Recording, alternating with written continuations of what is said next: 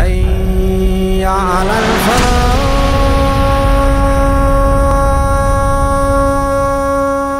اعوذ باللہ من الشیطان اللعین الرجیم. بسم اللہ الرحمن الرحیم. رب اشرح لی صدری ویسر لی امری واحلل عقدۃ من لسانی یفقہوا قولی.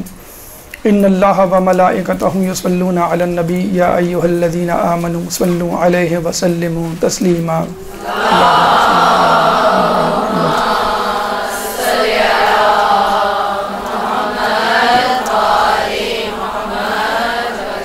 زیارت عراق کا سفر جاری ہے.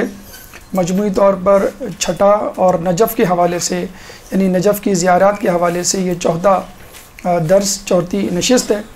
جیسے کہ ہم نے آپ کو بتلایا تھا کہ نجف شہر اور خود حرم امیر المومنین ایک بہت بڑی کائنات ہے. جس طرح آپ خود مولائی کائنات ہیں، ان کا حرم بھی جو ہے وہ پوری ایک کائنات ہے. فقط مرقد مطہر نہیں، اس کے پیچھے جو تاریخی واقعات ہیں اور ان کے دنیا سے پردہ کرنے کے باوجود جو واقعات، کرامات، وہاں پہ معجزات ظاہر ہوئے ہیں، وہ تاریخ کی کتابوں میں مذکور و منقول ہیں. اور پھر ہم نے یہ بھی کہا کہ فقط حرم مطہر میں مرقد مطہر دیکھنا، اس کی زیارت کرنا، دعائیں اور اس سے استفادہ کرنا ہی کافی نہیں، بلکہ آپ آس پاس بھی نگاہ دوڑائیں تو انشاءاللہ آپ کو بہت ساری ایسی چیزیں ملیں گی. آپ کو ہر گوشہ، ہر کونا جو ہے وہ ایک عبرت سے بھرپور منزل ملے گا، بشرط یہ کہ آپ کے پاس چشم عبرت ہو. تو ہم نے کہا کہ مرقد پہلے اب جب پہلا وزٹ کرتے ہیں، پہلا گو یا پہلا جسے کہتے ہیں دورہ جو آپ کرتے ہیں، آپ کی ذہن میں فقط مولا کی ذات اور ان کی زیارت ہوتی ہے اور اپنی حاجات، ان کی برابری کے لیے آپ وہاں پہ جاتے ہیں. جب آپ فارغ ہوتے ہیں زیارت سے تو ہم نے آپ کو کہا تھا کہ یہاں پہ آپ اپنا سفر روک دیں، چاہیں تو ریسٹ کر لیں، چاہے تو ہوٹل چلے جائیں. سیکنڈ گو میں، سیکنڈ نشست میں آپ واپس آئیں تر و تازہ ہو کے، اور دوبارہ آپ دیکھیں گے 4-5 دن جو سنگل عراق زیارت ہوتی ہے، اس میں 4-5 دن آپ کو زیارت کے نجف میں ضرور دیے جاتے ہیں. دوسرے دن آ جائیں یا شام میں آ جائیں، ایک ریسٹ لے کر آ جائیں. ہمیں آپ نے یہ کہا کہ مرقد مطہر اور ان کے ساتھ پائنتی پہ جو 2 انبیاء ہیں، ان کی زیارت کے بعد آپ دیکھیں اس کے آس پاس کیا ہے. رواق ہے، اور اس سے نکلتے ہوئے آپ مرقد مطہر سے دائیں اور بائیں علامہ ہلی مقدس اردبیلی ہیں. اس کے بعد ہم نے کہا کہ آپ باب کبیر سے داخل ہوں اور اینٹی کلاک وائز اپنا سفر جاری رکھیں تو آپ کو بہت ساری چیزیں جو ہیں وہ مل جائیں گی. مثلا آپ جو ہے وہ مسجد خضرہ کی طرف جاتے ہیں، آپ شیخ توسی کی طرف جاتے ہیں، آپ جو ہے وہ مسجد راز کی طرف جاتے ہیں، وغیرہ وغیرہ.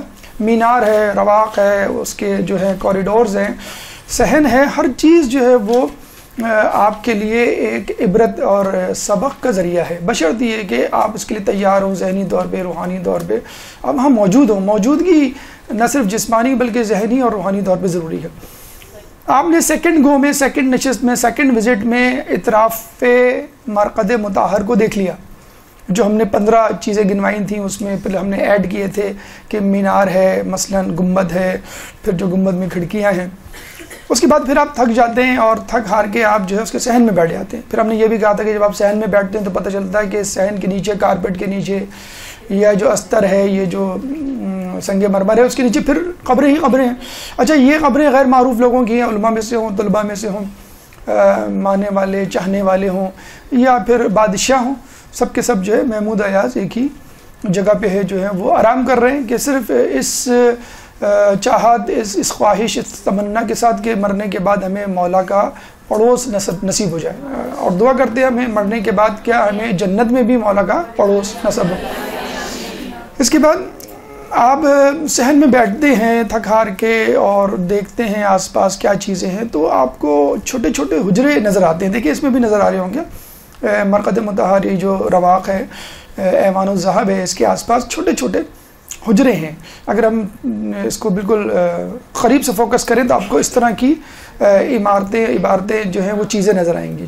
اچھا، پہلی نگاہ میں ہمیں نظر آتا ہے کہ یہ بس ایک خوبصورتی کے لیے انہوں نے حجرے بنا دیے ہیں. چکور بناتے تو عجیب سا لگتا ہے، محراب نما مسجد کے انداز کے ہم نے حجرے بنا دیے، تو چلو ٹھیک ہے، لوگ جو ہے وہ اس کو بھی دیکھ کے لطف اندوز ہو. مطلب آس پاس کوئی ایسی جگہ نہ ہو جو خوبصورتی سے خالی ہو، ٹھیک ہے، تو وہ مصروف رہے، ان کی نگاہیں مصروف رہے. اچھا، زیادہ سے زیادہ لوگ یہ سمجھتے ہیں کہ یہ ایک پلیٹ فارم ہے، ایک چبوترا ہے، ایک ٹھیا ہے، بیٹھنے کا، آرام کرنے کا. آپ نے دیکھا ہوگا اکثر لوگ اسی طرح اپنی فیملی کے ساتھ بیٹھے ہوتے ہیں، کھا پی رہے ہوتے ہیں یا گپ شپ کر رہے ہوتے ہیں. ان کو نہیں معلوم کہ یہ خود حجرے کتنی جو ہے وہ کہانیاں، کتنے واقعات، کتنے پس منظر رکھتے ہیں. اگر ان حجروں کو آپ دیکھنا شروع کر دیں تو آپ کا پورا سال گزر جائے، لٹرلی پورا سال گزر جائے. اگر آپ ان حجروں کو، صرف حجروں کو، جس میں بظاہر کچھ نظر نہیں آتا کہ بس یہ جس طرح مسجد کی محراب ہوتی ہے بس اس طرح کے حجرے ہیں، دیٹس اٹ. اچھا، اس کی ہم تاریخ بتا دیں کہ کیا ہے. انجینئر عالم شیخ بھائی، انجینئر کہنا چاہیے ان کو، یہ اپنے زمانے کے بہت بڑے ماہر فلکیات بھی تھے، اپنے زمانے کے بہت بڑے ماہر تعمیرات بھی تھے، اور اتنے بڑے تعمیرات تھے کہ بادشاہ آنے وقت ان کو بلایا کرتے تھے کہ بھئی آپ یہ بنائیں، یہ بنائیں، یہ بنائیں.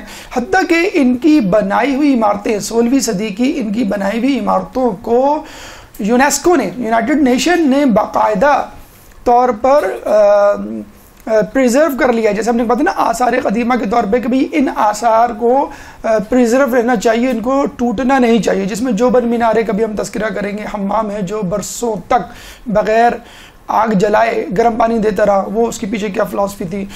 باغ ہے اصفہان میں، وہ بھی شیخ بہائی پہ جب انشاءاللہ گفتگو کریں گے تو آپ کو بتلائیں گے کہ ان کی شخصیت کتنی ماشاءاللہ عجوبہ روزگار تھی، اور ہشت پہلو جو ہے وہ شخصیت رکھتے تھے. جادو یہ جانتے تھے، ایسٹرولوجی، میتھمیٹکس، مطلب ہر قسم کے علوم پر ان کی دسترستی اور مقدس ارض بیلی کے ہم اثر تھے. اچھا، اس زمانے کے بادشاہ وقت نے ان کو ہائر کیا اور کہا کہ بھئی یہ ہم نے مرقد مطہر امام علی کا روزہ جو ہے اس کو تعمیر کرنا ہے. تو ان کی مدد سے باقاعدہ جو ہے وہ روزہ ہم نے آپ کو بتلایا تھا کہ اینٹیں تو لگائی تھیں نادر شاہ نے، لیکن اس کی ڈیزائننگ وغیرہ جو ہے وہ انجینئر شیخ بہائی نے کی تھی. اچھا، شیخ بہائی صرف انجینئر نہیں تھے بلکہ آپ کے یہاں جو سمدیہ کتاب پڑھائی جاتی ہے، انتہائی مشکل کتاب ہے نحو کی، سیکنڈ ایئر تھرڈ ایئر میں نحو کی، تو بہترین کتاب ہے. تو وہ اس کتاب کو بھی مطلب باقاعدہ نہ صرف اہل تشیع بلکہ اہل سنت کے مدارس میں ہی پڑھایا جاتا ہے اور لوگ جو ہے استفادہ کرتے ہیں. اور باقی بہت ساری انہوں نے کتابیں لکھی. اچھا، یہاں ہم یہ بتا دیں کہ یہ جو نجف ہے یا حرم ہے، ان میں جو علماء ہیں ان میں دو قسم کے علماء ہیں. ایک تو وہ علماء ہیں جو دفن ہیں، آپ نے ان کا نام دیکھ لیا، تختی دیکھ لی، آپ نے فوراً جو ہے وہ اپنا کمپیوٹر اسٹارٹ کیا اور ان کے زمانے میں چلے گئے اور ان کے بارے میں آپ نے کھنگالنا اور اپنے دماغ کو ٹٹولنا شروع کر دیا. لیکن ان میں وہ لوگ بیچارے رہ جاتے ہیں کہ جو یہاں آئے 10-12 سال بلکہ عمر گزار دی، لیکن اتفاق سے اپنے ملک گئے، وہاں انتقال ہو، وہیں دفن ہو گئے یا ضرورتاً چلے گئے. امام خمینی نے 10-12 سال گزارے یہاں پر، اور ان کی پوری اگر آپ وہ نجف کی زندگی پڑھیں تو وہ بھی ماشاءاللہ دلچسپی سے خالی نہیں ہے. تو بہت سارے علماء آئے، یہاں رہے، اس کے بعد چلے گئے، تو ان کا تو ذکر ہم نہیں کر سکتے کیونکہ وقت کی کمی ہے. لیکن بہرحال جتنا ہو سکے گا ہم آپ کے سامنے علماء کے حالات پیش کریں گے جو یہاں پر موجود ہیں. انجینئر شیخ عالم بہائی نے حجرے بنائے. اچھا، آپ کہیں گے کہ ٹھیک ہے لیکن اس میں کیا ایسی خاص بات ہے؟ ایک ڈیزائننگ ہے محراب کی شکل کی، وہ ایک بچہ بھی جیومیٹری کی مدد سے بنا سکتا ہے. لیکن ان کا کمال یہ نہیں ہے، ان کا کمال ایک اور ہے جس پہ ابھی تک ہم یہ سمجھتے ہیں کہ باقاعدہ کوئی ریسرچ نہیں ہوئی ہے. وہ کیا کمال ہے؟ یہ ایسٹرولوجسٹ تھے. اچھا، ہمارے یہاں علم فلکیات میں یہ کہا جاتا ہے کہ ہر ستارہ ایک علم کا مربی ہے. ٹھیک ہے، اگر وہ ستارہ آسمان پر نمودار ہو اور اس ستارے کی سمت کر کے بیٹھا جائے تو آپ جس علم کا وہ مربی ستارہ ہے وہ علم آپ بہت جلدی حاصل کر لیں گے. میتھمیٹکس کا الگ ستارہ ہے، علم فلکیات کا الگ ستارہ ہے، کیمسٹری کا الگ ستارہ ہے، تاریخ کا الگ ستارہ ہے، لسانیات کا الگ ستارہ ہے. تو انہوں نے اس طرح 54 حجرے بنائے، 54 حجرے. اور 54 حجروں کا مطلب ہے 54 علم مطلب 54 ستارے.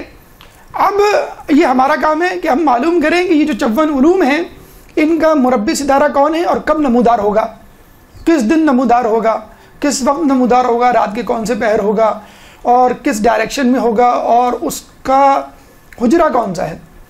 آپ کو وہاں اس حجرے میں جا کے بیٹھنا ہے اور وہ علم اور وہ کتاب لے کے بیٹھنی ہے. اور آپ نے میرے خیال میں شاید یہ غور بھی کیا ہوگا، کبھی کبھی چیزیں بڑی جلدی یاد ہو جاتی ہیں اور کبھی کبھی جو گھنٹوں آپ رٹ رہے ہوتے ہیں اور پوچھ رہے ہوتے ہیں، لوگوں سے ڈسکس کر رہے ہوتے ہیں، وہ سمجھ بھی نہیں آتی. کبھی جو ہے وین میں جا رہے ہوتے ہیں، وین میں جاتے جاتے ایک دم سے ایک بات ذہن میں آتی ہے، ارے یار اس کا تو مسئلہ یہ ہے اور یہ چیز تو وہاں رکھی ہوئی ہے، وہاں کتاب میں جو ہے صفحہ نمبر فلاں جگہ پہ یہ موجود ہے. تو علماء عالم یہ کہتے ہیں کہ یہ ایک خاص وقت ہوتا ہے کہ جس میں جو ہے وہ ستارہ اپنی پوزیشن میں آتا ہے اور آپ وہاں بیٹھ جائیں. اب اس پہ ریسرچ کرنے کی ضرورت ہے. اب جب ہم گئے تھے یا جتنی مرتبہ ہم گئے یا لوگوں سے جو ہم نے استفادہ کیا, ابھی تک اس پہ بہت زیادہ ڈسکشن ہوا نہیں ہے. شیخی بھائی آئے بیچارے, اپنی زندگی اپنا وقت لگا کے چلے گئے. اب یہ ہمارا کام ہے کہ اس میں ہم معلوم کریں کون سا حجرہ کس طرف ہے, لیکن غالباً کتابوں میں یہ علم موجود ہوگا. تو یہ بھی ایک ہے, اگر آپ 54 دن وہاں ٹھہریں یا اپنے علوم کے حوالے سے چاہیں کہ بھی میرے بچے کا مثلا میتھمیٹکس کمزور ہے, میرے بچے کا جو ہے وہ فلکیات کا علم جو کمزور ہے یا جغرافی کمزور ہے, وہ حجرہ لوکیٹ کر لے, اس حجرے سے متعلق جو ستارہ ہے, مربی ستارہ, اس کو لوکیٹ کر لے اور اس وقت وہاں بیٹھ جائے وہ کتاب لے کر. اور ابھی بھی آپ حرم جائیں تو صحن فاطمہ میں آپ کو جا بجا طلباء اور اساتذہ نظر آئیں گے کہ وہاں بیٹھ کے جو ہے وہ پڑھ رہے ہوتے ہیں, گروپس ہوتے ہیں, دائرے بنے ہوئے ہوتے ہیں اور اس میں وہ علم حاصل کر رہے ہوتے ہیں.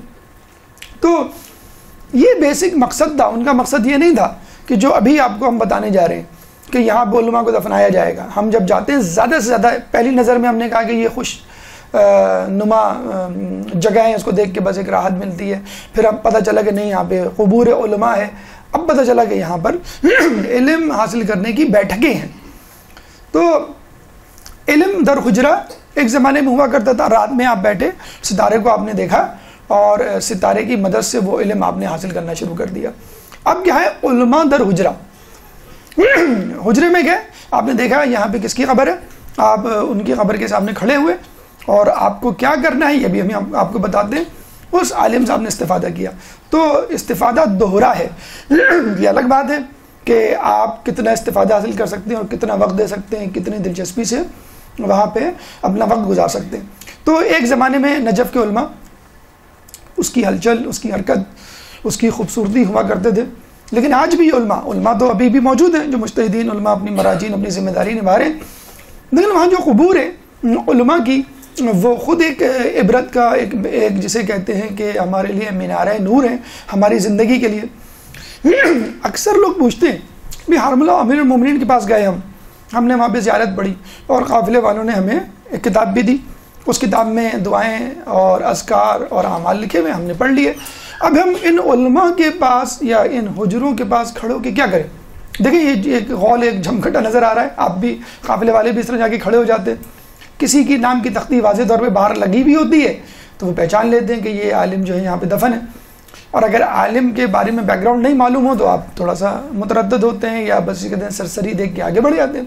لیکن دیکھیں آپ کو کرنا کیا ہے, علماء کے حجروں یا علماء کے قبور کے سامنے, مولا کی قبر کے سامنے تو پوری طویل ایک اذکار کی فہرست ہے کہ یہ کرنا ہے. زیارات بھی ہیں, زیارت سے ہٹ کے بھی اعمال ہیں, حاجات کی براری کے لیے بھی اعمال ہیں, مخصوص وظائف ہیں. ان میں آپ کو کرنا کیا ہے, 3 چیزیں کرنی ہیں. مثلا فاتحہ اکثر ہم پڑھتے ہیں, یہاں پہ بھی پڑھتے ہیں اپنے یہاں مجالس میں, اور وہاں پہ بھی آپ مرحومین کے لیے سے ہم کہتے ہیں نا رشتہ داروں مرحومین شہداء کے لیے فاتحہ, اب ان کے لیے فاتحہ پڑھیں, ثواب ان کو پہنچے. سورہ قدر کہتے ہیں 7 مرتبہ انا انزلنا, ہر قبر پہ انگلی رکھ کے ہاتھ رکھ کے پڑھنا بہت افضل ہے, وہ پڑھیں. سورہ یاسین پڑھیں.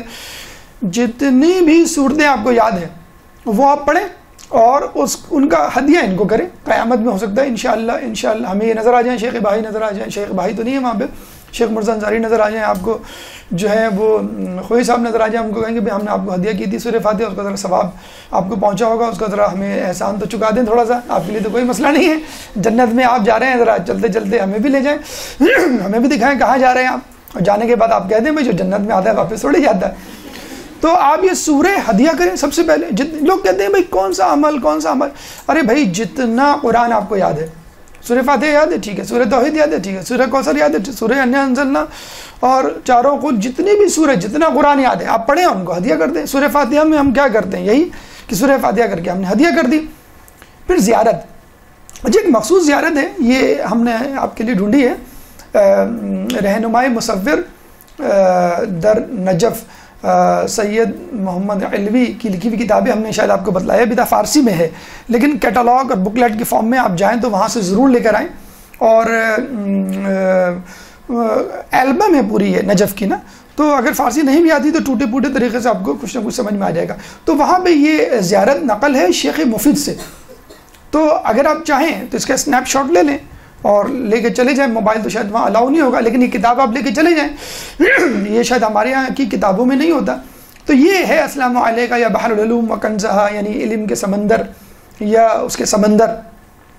تو یہ آپ زیارت، علماء کی زیارت، معصومین اور انبیاء کی زیارت تو الگ کتابوں میں منقول ہے، روایتوں میں موجود ہے، لیکن شیخ مفید نے سجیسٹ کی ہے کہ یہ روایت آپ پڑھیں جب بھی آپ کسی بھی عالم کی قبر کے پاس جائیں، چاہے وہ حرم میں ہو، اطراف حرم میں ہو، یا وادی سلام میں، یا کسی بھی جگہ پر ہو، کوفہ جاتے ہوئے یا جو ہے وہ کربلا جاتے ہوئے، سامرہ جاتے ہوئے.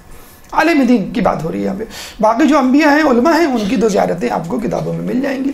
تو یہ کتاب، یہ زیارت جو ہے وہ آپ کو اس کتاب میں مل جائے گی. میرے خیال میں اتنی بھی ہے کہ آپ اس کو پڑھ بھی سکتے ہیں، چاہیں تو آپ یہیں سے پڑھ کر ان کو ہدیہ کر دیں، یہ کتاب لے لیں. تو یہ زیارت، جیسے آپ کہہ رہے ہیں نا کہ ہم کریں کیا علماء کی قبر کو بس جا کے اس کی تختی کو تکتے رہیں، ہمیں تو بعض اوقات معلوم بھی نہیں ہوتا ان کے حالات کیا ہیں.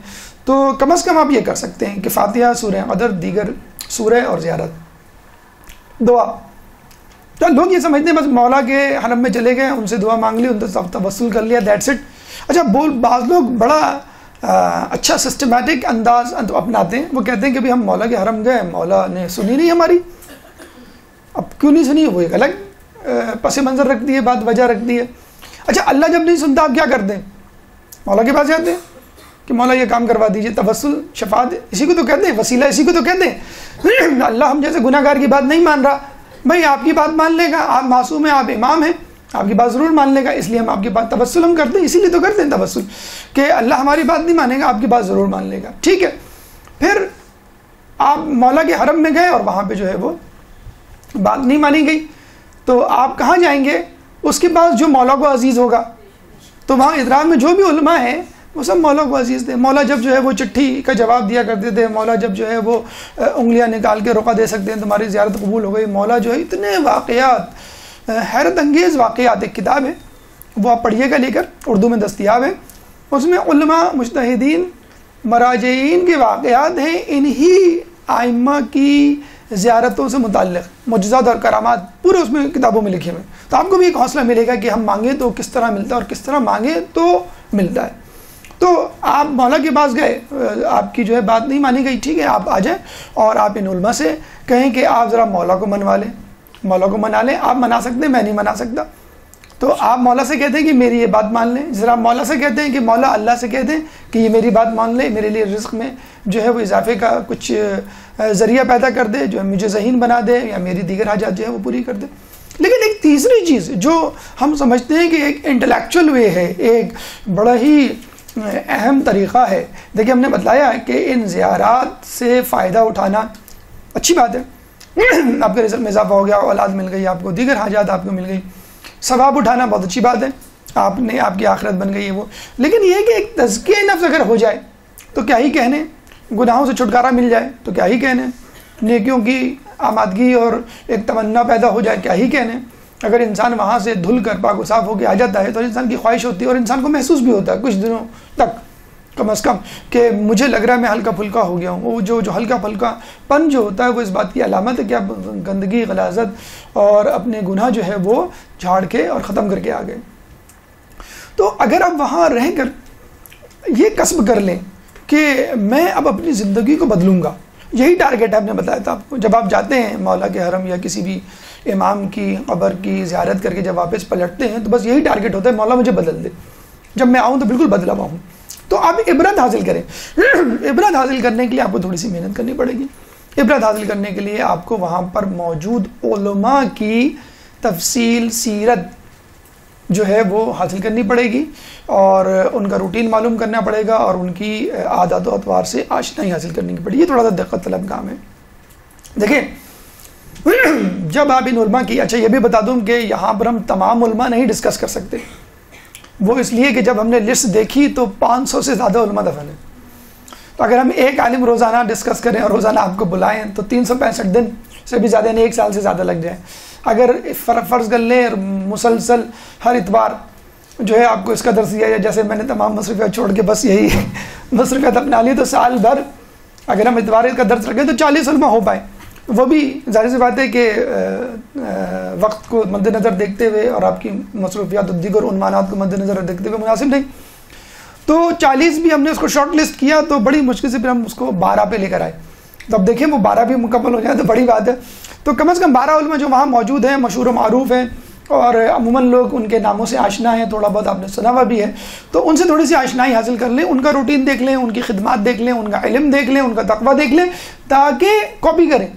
بھائی مولا کے سامنے تو ہم یہ صاف کہہ کے اٹھ جاتے ہیں نا کہ بھائی مولا جیسے تو نہیں بن سکتے ہم، ٹھیک ہے نا، امام ہے، معصوم ہے، مولا کائنات ہیں، لیکن یہ جو لوگ ہیں یہ ہمارے جیسے لوگ تھے، بالکل ہمارے جیسے تھے، بالکل. اب اس میں بلکہ دیکھا جائے تو ہم سے کچھ نیچے ہی تھے. کیوں وہ نیچے تھے؟ ہمارے پاس فیسلٹیز موجود ہیں. آپ ان کی رودات اور حیات کے گوشے پڑھیں تو آپ تو حیران رہ جائیں کہ اگر اس طرح کی زندگی ہم گزاریں تو ہم تو کچھ بھی نہ کریں، فقط اس ٹینشن میں کہ کھائیں گے کیسے، سوئیں گے کیسے، گھر کیسے بنائیں گے. یہ جو ہم جنگلوں میں پہلے زمانے میں تو لوگ جنگلوں میں رہا کرتے تھے، جنگلی جانوروں سے، رہزنوں سے. جب زیارت پہ جایا کرتے تو رہزنوں سے ڈر ہوا کرتا تھا، اس سے ہم کیسے ساری زندگی آپ کی اسی میں گزر جائے. بہرحال عبرت حاصل کریں. اور انشاءاللہ ابھی ہم آپ کو جب علماء کے حجروں کی طرف لے کے جائیں گے تو ہر عالم کے بارے میں تھوڑا ہم آپ کو بتائیں گے انشاءاللہ. جب بھی آپ جائیں دعا اذکار پڑھیں، ٹھیک ہے، اور اس کے بعد دوسری بات اس پہ ان کے لیے دعا، ایک تو اذکار پڑھیں، ہم نے کہا سورہ فاتحہ، دیگر زیارت، دعا کریں. دعا کیا کریں؟ ان کی مغفرت کی دعا کریں، ان کے بلندی درجات کی دعا کریں، اپنی مغفرت کی دعا کریں، اور دعا کریں کہ اللہ مجھے ان کے نقش قدم پہ چلا. ٹھیک ہے، دو چیزیں ہو گئی. تیسری چیز یہ عبرت ہے کہ آپ کو ان کا لائف اسٹائل، ان کی خدمات، ان کا علم، ان کا تقویٰ اپنے ذہن میں رکھنا ہے، جو آپ ابھی انشاءاللہ سنیں گے یا کتابوں میں پڑھیں گے.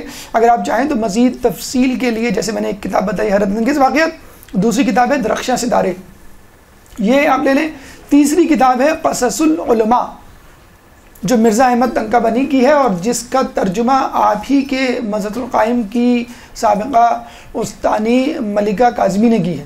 تو یہ بھی آپ کے مدرسے کی ایک بہت بڑی جو ہے وہ فضیلت ہے کہ آپ کے مدرسے کی خاتون نے اس 150 علماء کے واقعات ہیں قصص العلماء، جیسے قصص الانبیاء ہے، قصص العلماء 150 افراد علماء کے واقعات اسے موجود ہیں. درخشاں ستارے چھوٹی سی کتاب ہے، سب اردو میں اویلیبل ہیں آپ کی، اور عبرت انگیز واقعات، یہ 3 کتابیں. اس کے علاوہ islamiclaws.com کتاب بہت اچھی ویب سائٹ ہے، اس میں آپ جائیں، لیکن تمام مٹیریل انگلش میں ہے اس میں. islamiclaws.com. اس کے بعد wikipedia.com، wikishia.com، wikiehlulbayt.com، 3 ہیں وکی کے نام سے. اس میں آپ لکھیں فوراً آپ کو اس عالم دین کی تمام تفصیل مل جائے گی. wikipedia.com، wikishia.com، wikiehlulbayt.com، یہ ویب سائٹ آپ کو مل جائیں گی جس میں جو ہے آپ کو علماء کے حالات مزید. علامہ مولانا صادق حسن صاحب کی ویب سائٹ، ان کی اپنی آفیشیل ویب سائٹ تو نہیں ہے لیکن کسی نے کمپائل کی ہے، 19 دروس ہیں تقریباً علماء کے حالات اور احوال کے، وہ بھی انشاءاللہ اگر آپ سنیں تو آپ بہت زیادہ استفادہ کریں گے. تو یہ ویسے تو اعیان الشیعہ نام کی کتابیں وہ عربی اور فارسی میں پھر ہیں، وہ تو بہت تفصیل ہے، اگر آپ یہ اردو کی کتابیں بھی پڑھ لیں گھول کے تو بس اس زندگی کے لیے کافی ہے. اچھا دیکھیں، ابھی میں نے آپ کو بات کی ان کا روٹین، ان کے حالات زندگی، ان کا تقویٰ اور ان کا انداز فکر دیکھ کے آپ کیسے سیکھیں. ابھی میں کل ہی کی بات ہے، میں عادت ہے کہ درس سے پہلے جو ہے وہ ویب سائٹس اور نیوز ویب سائٹس کو دیکھنا کھنگالنا، تو ایک امریکن فرم کے بارے میں نے پڑھا، تو اس کے باس کا انٹرویو دیا ہوا تھا. اس میں یہ نوجوانوں کو خصوصاً میں سنا رہا ہوں یہ بات، اس کے باس کا انٹرویو دیا ہوا تھا، اور وہ ایک ایڈورٹائزمنٹ کمپنی تھی، اور اس کمپنی نے بہت تیزی سے ترقی کی تھی، اور ود ان فیو ایئرس جو ہے 55 امپلائی اس نے ہائر کر لیے تھے، اور وہ خود لڑکا دیکھا جاتا ہے، لڑکا ہے باس، جسٹ 25 ایئرس، 25 سال کا وہ لڑکا ہے. ٹھیک ہے، اب اس کا روٹین سنیے آپ. وہ کہتا ہے کہ یہ جو ہوتا ہے نا لائف اور کام میں بیلنس، یہ مجھے نہیں آتا، زندگی نام ہی ہے کام کام کام. وہی بات جو قائد اعظم کہہ کے گئے تھے، وہی بات جو آیت اللہ مرشد نجوی نے کہا تھا کہ 40 سال تک میں نے کوئی چھٹی کے مفہوم سے میں ناشنا ہوں. ٹھیک ہے، تو اس کا روٹین کیا تھا؟ 4:30 بجے میں روزانہ اٹھ جاتا ہوں. اس کے بعد کیا کرتا ہوں؟ میڈیٹیشن، 20 منٹ تک میں غور و فکر تفکر کرتا ہوں. اس کے بعد میں ایکسرسائز کرتا ہوں. اس کے بعد میں آفس جاتا ہوں اور 10 بجے تک کام کرتے رہتا ہوں مسلسل. وہاں آفس میں نے بالکل ایک رنگ انوائرمنٹ بنایا ہوا ہے، وہاں پہ یوگا بھی ہوتا ہے، وہاں پہ کھانے بھی ہوتے ہیں، وہاں پہ اسپورٹس بھی ہوتا ہے، اور میری امپلائی کو یہ حق حاصل ہے چاہے وہ جتنے دن کی چھٹی کرے، اپلیکیشن بھی نہ دے، میں 1 مہینے کی چھٹی پہ جا رہا ہوں، جاؤ بھائی، کوئی مسئلہ نہیں ہے. پھر لوگ تو ناجائز فائدہ اٹھاتے ہیں، نہیں آ جاتے ہیں فوراً کہ نہیں ہمیں مزہ نہیں آ رہا، ہمیں کام میں مزہ آ رہا ہے. اب آپ دیکھیے کہ ہمارا نوجوان جب یہ امریکن ایپ کمپنی بلا بلا بلا کی باتیں سنتا تھا فوراً امپریس ہو جاتا, واہ کیا بات ہے بھائی, یہ ہوتا ہے لائف اسٹائل, یہ آدمی کو صبح اٹھنا چاہیے, میڈیٹیشن کرنی چاہیے, اور پھر جو ہے دن رات. تو بھائی آیت اللہ مرچی نجوی کیا کرتے تھے, سید محدث نوری کیا کرتے تھے, شیخ عباس قمی کیا کرتے تھے, شیخ مرزا انصاری کیا کرتے تھے, پڑھے ہم ان کی حالت. شیخ محدث نوری جا کے فجر کی اذان سے پہلے چراغ جلایا کرتے تھے, ارلی برڈ جسے کہتے ہیں, پہلا آدمی جو جا کے کھولے اور خدام کے ساتھ جو ہے وہاں پہ جھاڑو لگائے اور چراغ جلائے. تو 4:30 بجے بھائی وہ بھی اٹھتے تھے. ہم آپ سے کہہ رہے ہیں کہ فجر میں 1 گھنٹہ پہلے اٹھ جایا کرو, نماز شب پڑھا کرو. نہیں نماز شب, ارے یہ امریکنز کہہ رہے ہیں میڈیٹیشن کرو. کیا ہوتی میڈیٹیشن, یوں کر کے بیٹھے ہیں آپ 10 منٹ تک تفکر کریں. بھائی یہ کیا ہے, آپ آنکھیں کھولیں دیکھیں آپ کی دنیا کہاں ہے, آپ کے سامنے مسلح بچھا ہوا ہے اور نور افشانیاں ہو رہی ہیں سحر کی, آپ اس کو دیکھیں. تو یہ نماز شب آپ کو یہ سکھا تو رہی ہے, آپ میڈیٹیشن کے چکر میں جو ہے وہ بیٹھے ہوئے آپ کو.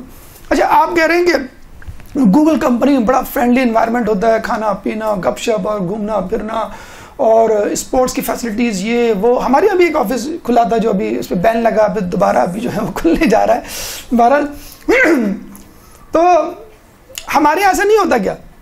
اب آپ کو بتایا جائے کہ پہلے زمانے میں قم اور نجف میں کیا انداز فکر ہوتا تھا پڑھائی کا. اچھا نجف میں تو ابھی ہماری ایک صاحب سے بات ہو رہی تھی, نجف سے آئے تھے وہ, ہم نے خود بھی نوٹ کیا کہ بھئی وہاں کیا انداز ہے. انداز یہ کہ بھئی یہ مشاعرہ آپ کو ہم نے بتایا تھا ہیوج اماؤنٹ کا مشاعرہ مل رہا ہے.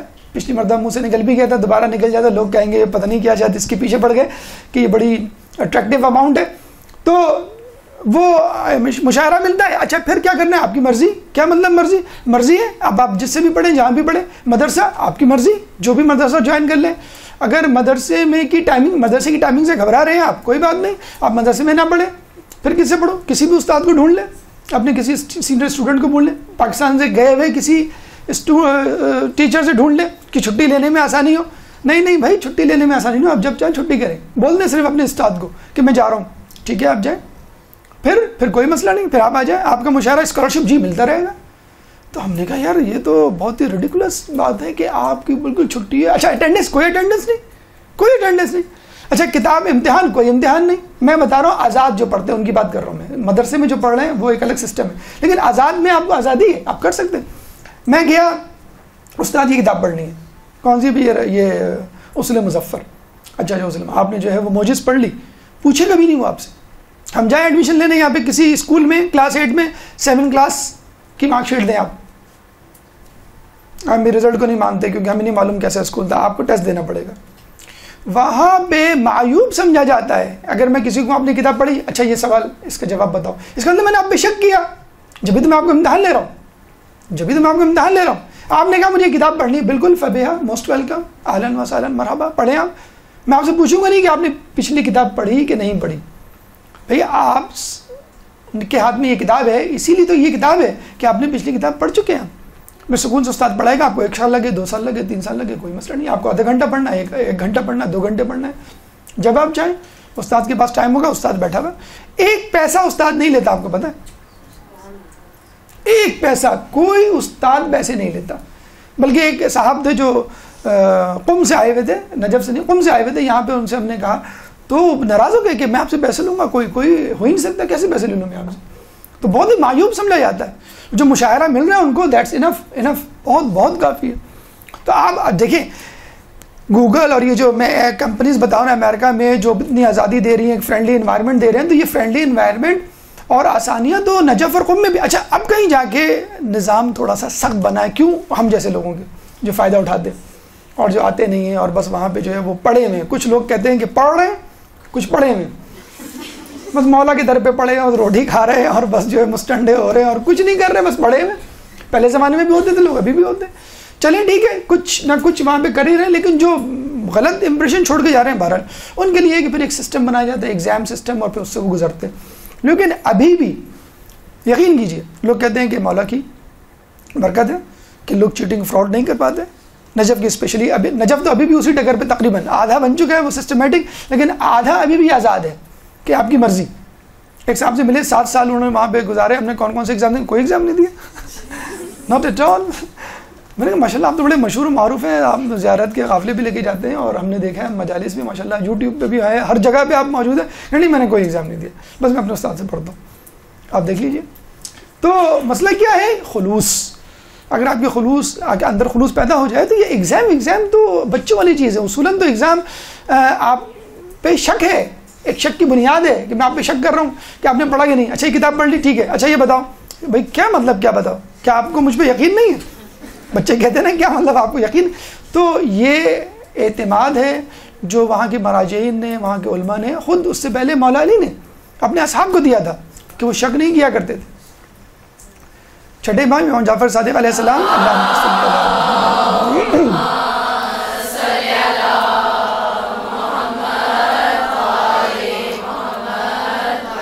اگر کوئی شخص تمہارے دوست کے بارے میں بدگمانی پیدا کرے اور 50 گواہ لے کر آ جائے تو بھی تم اس کی بات پہ نہ مان لو. رسول فرماتے ہیں کہ اگر کوئی شخص تمہارے سامنے کسی بات کا عذر بنائے, دے, پیش کرے تو تم اس کو قبول کر لو.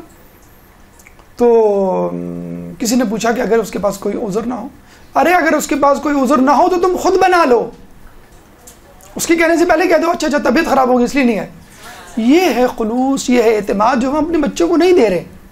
بچے سے پوچھتے ہیں منہ پر کیا جی کر لیا, دکھاؤ ذرا. ہمارا انداز ہی جو پولیس مین نہیں ہوتا چالان کرنے کھڑے ہوئے سینٹرل جیل میں, کوئی دکھاؤ ذرا. اگر نہ کیا ہوا ہو تو آج تمہاری خیر نہیں ہے. تمہارے ابا کو میں جو ہوں وہ ڈنڈا ہاتھ میں دوں گی اور سب بچوں کو کھڑا کروں گی, تمہارا تماشا. یہ انداز ہے ہمارا. گھر سینٹرل جیل بنا ہوا ہے, بچے جو ہے وہ مجرم بنے ہوئے ایک لائن سے کھڑے ہوئے ہیں, ابا آتے ہیں سر قلم کرنے کے لیے رات کو.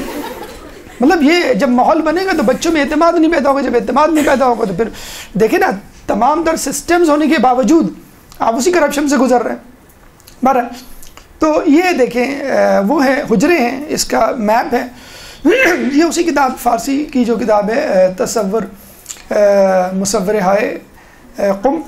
دیکھیں آپ یہ اگر آپ نے غور کیا ہوگا تو ہم نے آپ کو جو روٹ آف انٹری دی تھی وہ کہاں کی دی تھی, باب کبیر, جو مشرق کی سمت ہے یہ والا ہے. ٹھیک ہے, یہ وہ باب ہے کہ جس میں آپ ایوان الذہب کے سامنے کھڑے ہوتے ہیں اور مولا کی پائنتی کے سامنے سے آپ داخل ہوتے ہیں. ٹھیک ہے, اب آپ یہاں سے داخل ہوئے, آپ لیفٹ میں مڑ جائیں, لیفٹ میں مڑ کے آپ تھوڑا سا آگے جائیں. اصولاً تو یہ حجرے کہاں سے شروع ہوتے ہیں, ایگزیکٹلی یہاں سے. دیکھیں رواق ابو طالب آپ نے پڑھا ہوگا, یعنی باب کبیر سے بالکل آپ ہیلی کاپٹر پہ جا رہے ہیں فرض کر لیں, یا ڈرون, آج کل تو ڈرون آ گیا ہے, یہ اوپر سے آپ جا رہے ہیں ڈائریکٹ آپ پہنچ گئے رواق میں. ٹھیک ہے, یہاں ہے حجرہ نمبر 1, 2, 3, پھر 4, یہ تمام چیزیں یہ ہوتے چلے جائیں گے. ٹھیک ہے, اچھا اس کے بعد سوری یہ ہے باب کبیر, یہ ہے باب کبیر. اس پہ آپ فرض کر لیں ایریل ویو میں ہیلی کاپٹر میں آپ آئے, یہ جو ہے یہاں پہ رواق ابو طالب, اور یہ نمبر 1 حجرہ جہاں پہ حجرہ امام زمانہ تھا, یہ دوسرا, پھر تیسرا,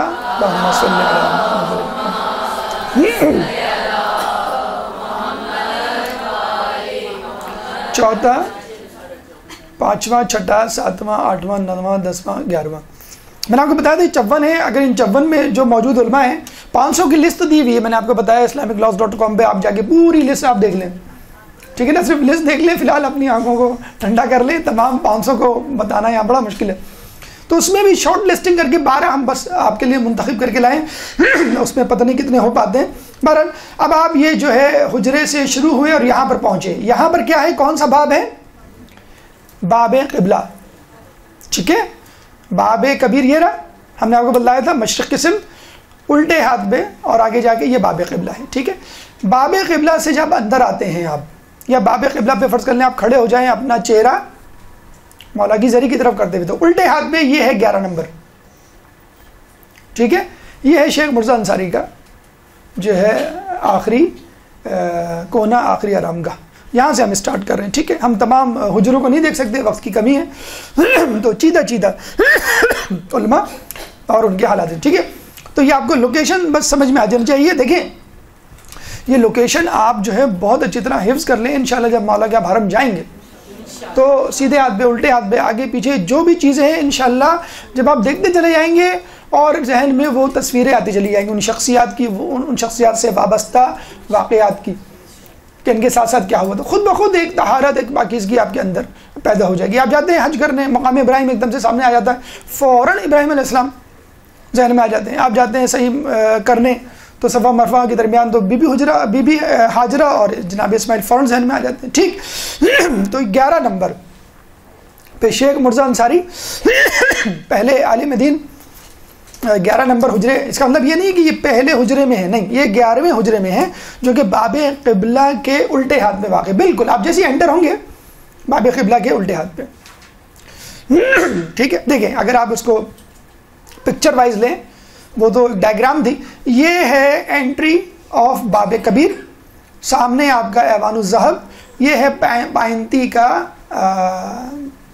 داخل ہونے کا رستہ. ٹھیک ہے. یہاں نہ جائیں آپ, یہاں آ جائیں الٹے ہاتھ پہ اور پھر آگے چلے جائیں. یہ نظر آ رہا ہے آپ کو باب, یہ باب قبلہ ہے.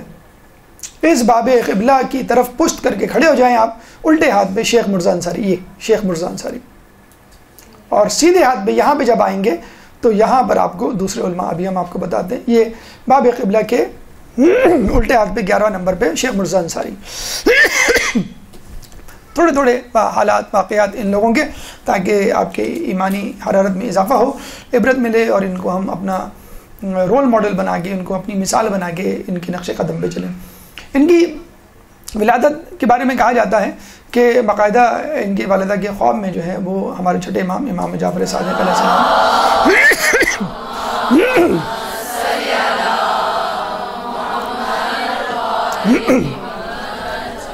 آئے اور آپ کے ہاتھ میں تالائی قرآن, سونے کا قرآن جو ہے وہ دے کے چلے گئے. تو آپ کے والدین جو ہے وہ سمجھ گئے کہ ہمارے گھر میں کسی بہت ہی محترم شخصیت کی آمد ہونے والی ہے, ہمارے گھر جو اولاد ہونے والی ہے وہ بہت ہی نام روشن کرے گی. یہ جو ہے وہ علاقہ, وہ شہر ہے دز فول کے نام سے, ایران میں ہے.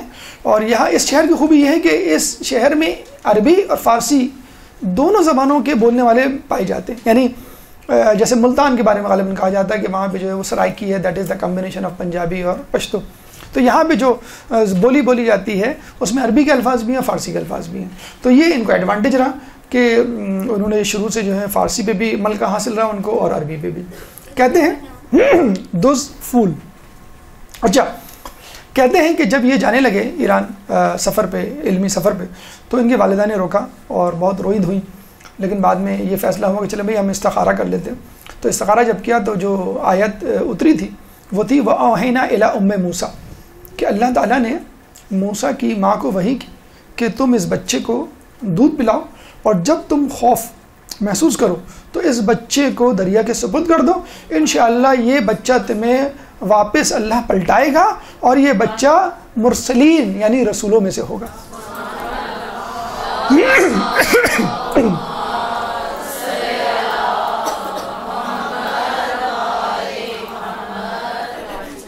ٹھیک ہے. تو وہ سمجھ گئے کہ ہمارا جو بچہ جو جا رہا ہے وہ صحیح مقصد کے لیے جا رہا ہے. اور کہتے ہیں کہ تقریباً انہوں نے 22 سال ایران میں گزارے تھے, 22 سال. اچھا, یہ گئے تھے زیارت کے لیے, لیکن جب زیارت کے لیے گئے تو لوگوں نے پکڑ لیا ان کو, انہیں ہم نہیں جانے دیں گے. آپ رشتہ دار پکڑ لیتے نا کسی اہم شخصیت, اچھی پیاری شخصیت کو, نہیں ہم آپ کو نہیں آنے دیں گے. پکڑ لیا ہم آپ کو نہیں جانے دیں گے. کیوں؟ آپ میں ہمیں جوہر نظر آنے ہیں علم کے, ہمیں آپ سے استفادہ کرنا ہے. حالانکہ نجف کبھی نہیں آئے تھے, وہ ایران میں رہ کے انہوں نے علم حاصل کیا تھا شیخ مرزا انصاری نے. تو ایران میں انہوں نے لوگوں نے روک لیا, اور انہوں نے جو ہے وہ لوگوں کی خواہش کے آگے اپنا گھٹنے ٹیک لیے اپنے.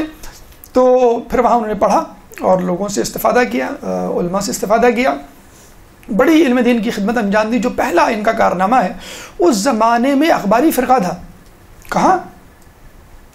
عراق میں, نجف میں اسپیشلی. اخباری فرقہ اس کو کہتے ہیں کہ جو قرآن اور حدیث کو مانتے ہیں, تقلید کو نہیں مانتے. یعنی عقل اور اجماع, 4 ہمارے ستون ہیں, قرآن, سنت, عقل اور اجماع.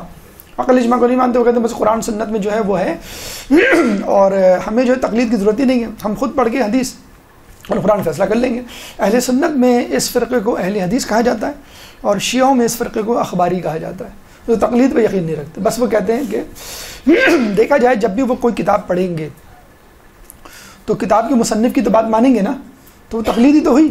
ملٹیپل یا ڈائیورسیفائڈ, اسکیٹرڈ, منتشر تقلید سے بہتر ہے آدمی ایک آدمی کی تقلید کر لے. بس ہم بھی یہی کہتے ہیں. تو اخباری فرقے کی انہوں نے رد کی. ان کا انداز یہ ہوا کرتا تھا کہ وہ مفروضی مسائل, ہائپوتھیٹیکل مسائل پیش کرتے تھے بھئی ایک شخص ہے جو ہے وہ گھر آتا ہے, اس نے آفس میں جو ہے وہ وضو کیا تھا, گھر آ کے اس کو پتہ چلتا ہے کہ نماز کا وقت ہو گیا, اب وہ سوچ رہا ہے کیا کرے, وضو کرے نہ کرے.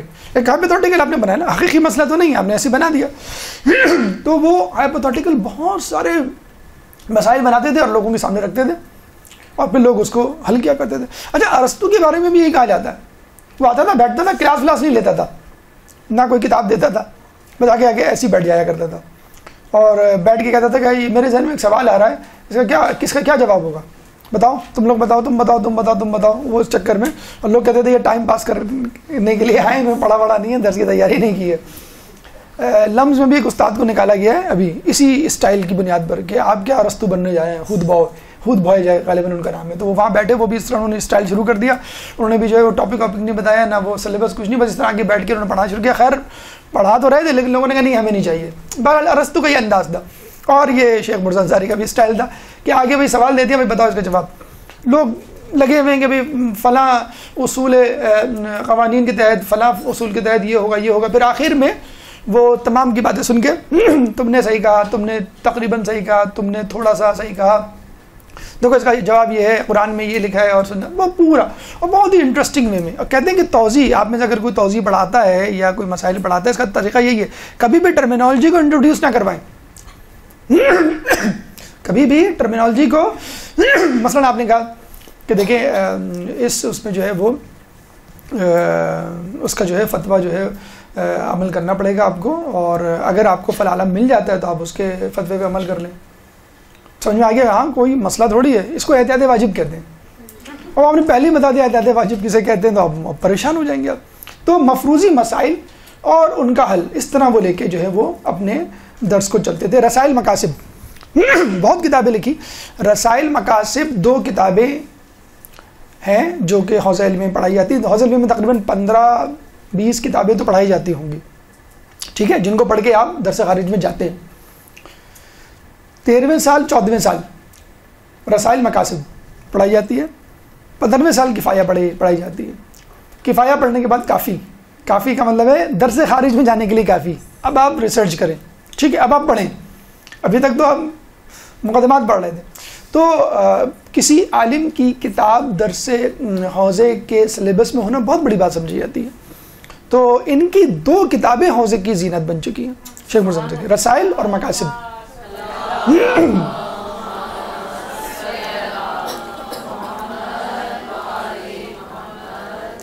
اس طرح شیخ طوسی کی بھی 2 کتابیں کتب اربعہ میں شامل ہیں. 4 کتابیں 2 کتابیں شیخ طوسی کی, ٹھیک, رسائل اور مقاصد. اچھا, یہ بڑا ایک دلچسپ واقعہ ہے, اور یہ واقعہ ہمارے خیال میں خود علماء, اساتذہ اور مدارس میں پڑھنے والے لوگوں کے لیے ہے. ایک دفعہ سید حسین کوہ قمری بہت بڑے عالم دین تھے, علم اصول فقہ کے, ایک مسجد میں درس دیا کرتے تھے نجف کی. ان کو جانا تھا گھر, آدھا گھنٹہ باقی تھا درس میں. تو مسجد سے گزرتے ہوئے جس مسجد میں وہ درس دیتے تھے, انہوں نے کہا آدھا گھنٹہ باقی ہے, میں گھر جا کے کیا کروں گا, میں آرام کر سکتا ہوں ٹھیک سے, نہ کچھ پڑھ سکتا ہوں, چلو میں مسجد میں ہی بیٹھ جاتا ہوں. سستی ہو گئی, میں سو گیا تو کیا ہوگا. مسجد میں آ کے بیٹھ گئے.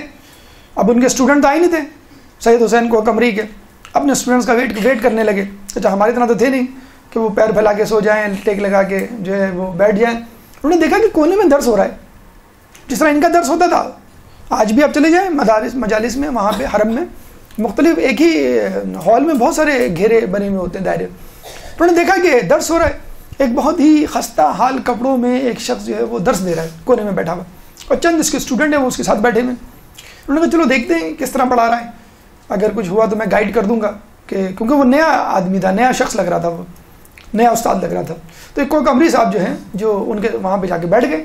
جب بیٹھے تو وہ دنگ رہ گئے کہ کیا انداز ہے, کیا دلائل ہیں, کیا طریقہ کار ہے بتانے والے کا, استاد کا. بہت دلچسپی سے سنتے رہے. دوسرے دن پھر دوبارہ آدھے گھنٹے پہلے پہنچے اور درس میں جا کے بیٹھ گئے. تیسرے دن پھر جا کے بیٹھ گئے. تیسرے دن اپنے اسٹوڈنٹس کو بلایا, ادھر آؤ, کل سے ہم سب اس درس میں بیٹھیں گے, کیونکہ ان کا علم مجھ سے زیادہ ہے, تو بہتر یہ کہ میں تو استفادہ کروں گا ہی, تو میرے ساتھ تم لوگ بھی کر لو, تم لوگ کیوں ٹائم ضائع کرو, میں اب تم لوگوں کو درس دوں گا, میں ان سے علم حاصل. وہ کون تھے صاحب خستہ حالت میں بیٹھے ہوئے؟ شیخ مرتضیٰ انصاری.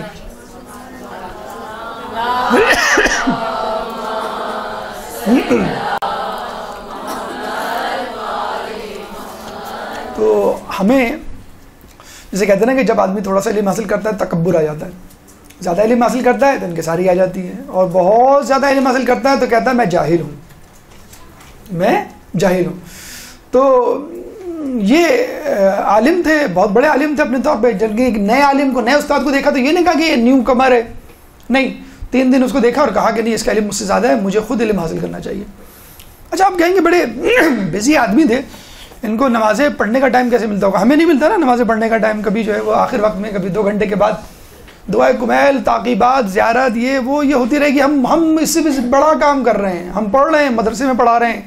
امی یہ تو بہت چھوٹا کام ہے جو آپ دعائیں لے کے اذکار لے کے بیٹھ جاتی ہیں، یہ تو امی ابو اور دادا دادی نانا نانی کے کام ہے۔ اب آپ دیکھیے شیخ مرزا انصاری کتنے مصروف تھے اپنے زمانے کے، مرجع تھے، کیا کرتے تھے؟ روزانہ نوافل پڑھتے تھے، ساری نوافل اتنے عرصے سے ہم نے نہیں پڑھی کہ بہت تعداد بھی نہیں یاد ہوتی، یہ بھی نہیں یاد ہوتا کہ پہلے پڑھنی کے بعد میں پڑھنی ہے، 2 کر کے پڑھنی، چاروں ایک ساتھ پڑھنی ہے۔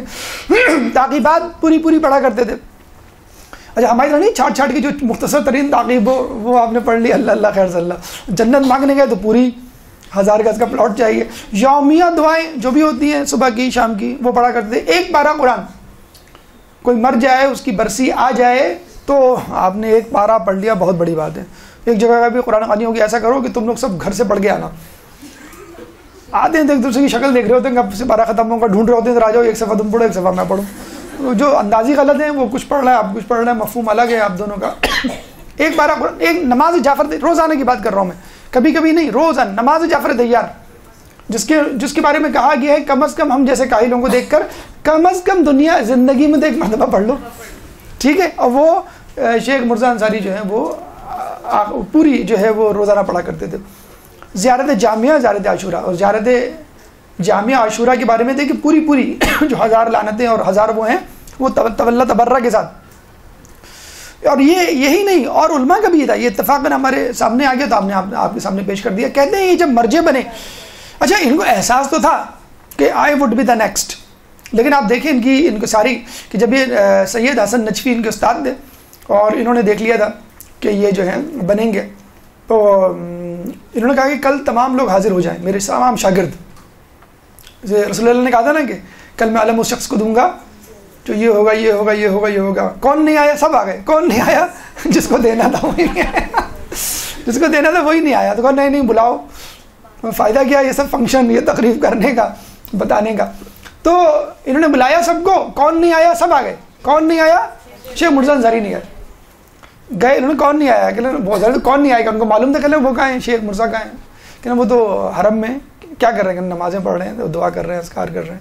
انہوں نے بولو بلا کے لاؤ، پکڑ کے لے گیا بھی آپ کو استاد، نہیں میں نہیں جاؤں گا، مجھے ذرا کام ہے۔ وہ نہیں استاد نے بلایا آپ کو، استاد نے بلایا تو استاد نے کہا کہ میرے بعد یہ تم لوگوں کا مرجع ہے، باقی واضح طور پہ ان کا اعلان کیا۔ اچھا سنیں آپ، استاد نے کہہ دیا، اسٹیمپ لگا دی، سرٹیفائڈ ہو گئے آپ، that's it from the beginning.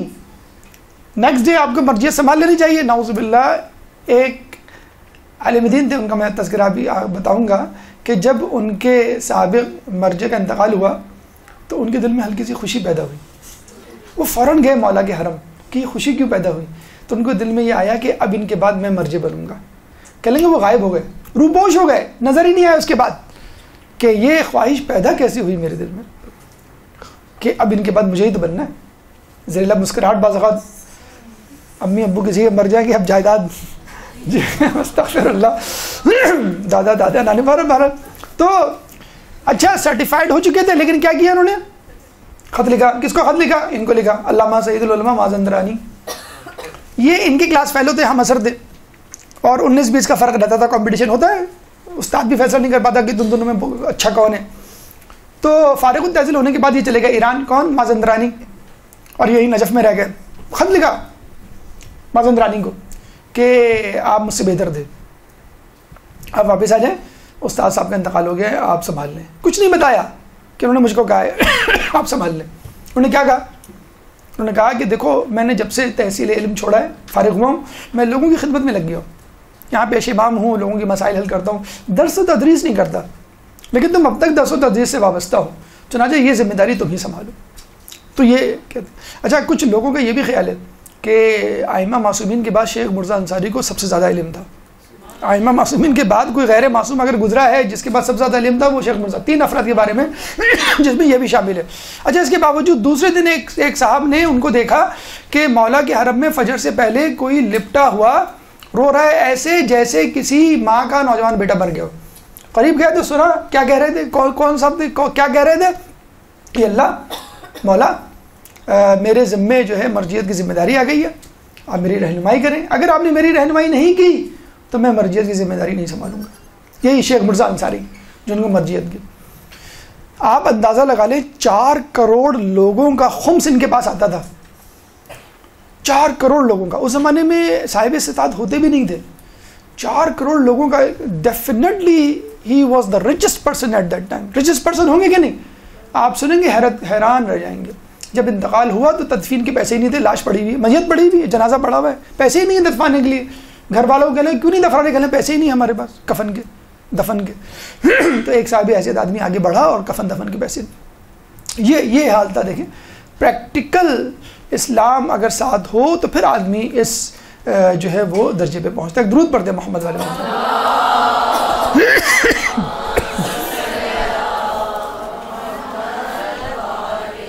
شیخ محمد حسین نوری 1254 ان کا ولادت. 11 نمبر حجرے سے تھوڑا سا آگے جائیں گے تو آپ کو نظر آئیں گے.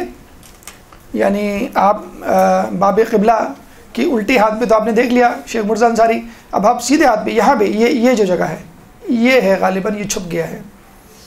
یہ 1254 ٹھیک ہے. باب قبلہ کے دائیں جانب کہتے ہیں کہ جب یہ 10 سال کی عمر میں بیمار پڑے تو یہ اور ان کے ماں باپ اور عزیز و اقربا تمام کے تمام مایوس ہو چکے تھے, اب یہ نہیں بچیں گے. تو کہتے ہیں کہ 10 سال کی عمر میں جب میں بیمار پڑا اور غش کھایا اور میں نے خواب میں دیکھا تو رسول اور ائمہ تمام کے تمام آئے ہیں. اللہم صلی علی محمد و محمد.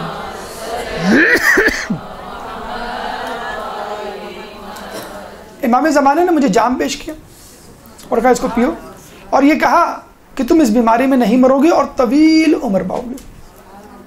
اور پھر کہیں کہ 60 سال سے زیادہ کی ان کی عمر پائی اور انہوں نے کیا کیا کارنامے کارہائے انجام دیے. آپ دیکھیے ایک کتاب جو ان کا کارنامہ مستدرک الوسائل سمجھی جاتی ہے, 1,23,000 حدیثیں اس میں موجود ہیں. چیپٹر وائز وسائل الشیعہ کی طرز پہ لکھی ہوئی کتاب, لیکن چیپٹر وائز ہے.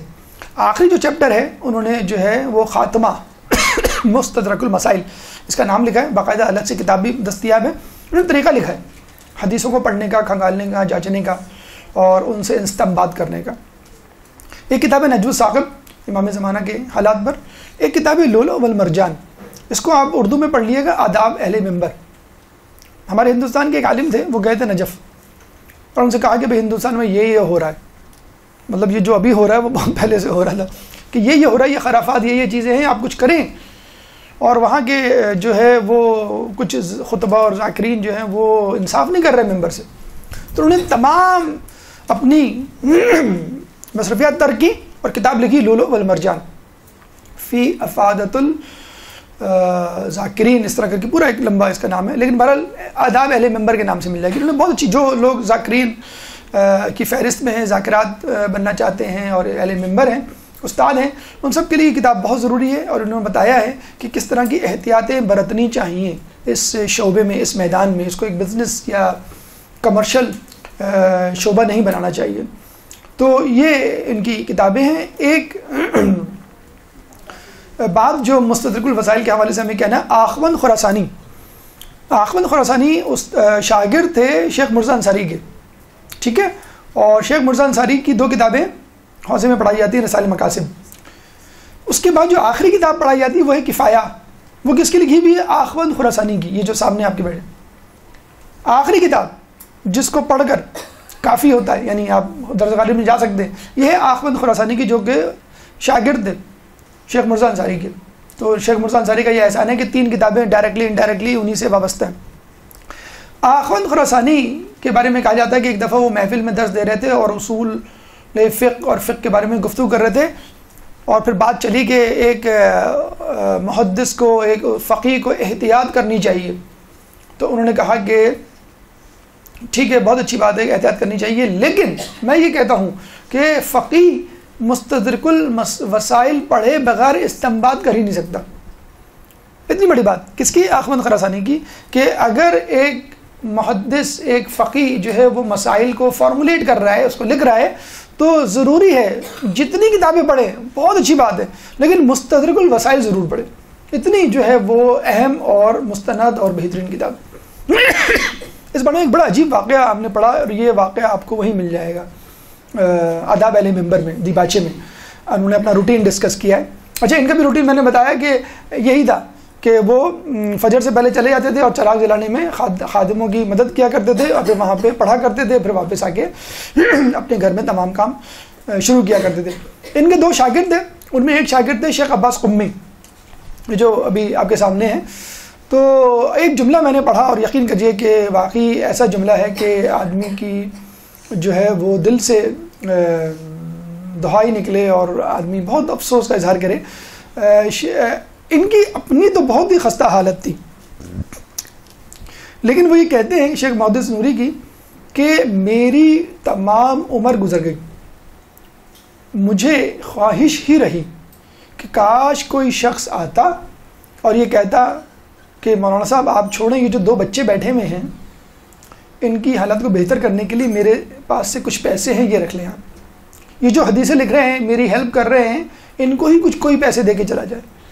تو خدا را آپ میں سے جو صاحب حیثیت ہیں، علماء کرام، تبلیغ دین میں اپنا حصہ دینے والے افراد پہ نگاہ رکھیے، بہت ضروری ہے۔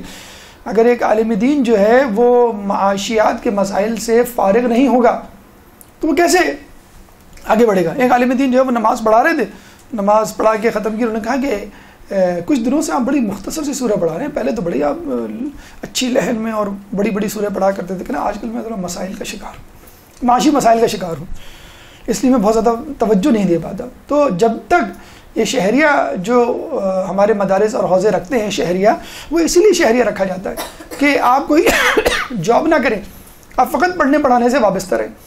تو وہی کہتے ہیں کہ مجھے یہ خواہش رہی کہ کاش کوئی آتا، میرے لیے نہیں تو کم از کم ان 2 بچوں کے لیے، جس میں شیخ عباس قمی بھی شامل تھے، آتا اور ان کے لیے کچھ دے کے چلا جاتا۔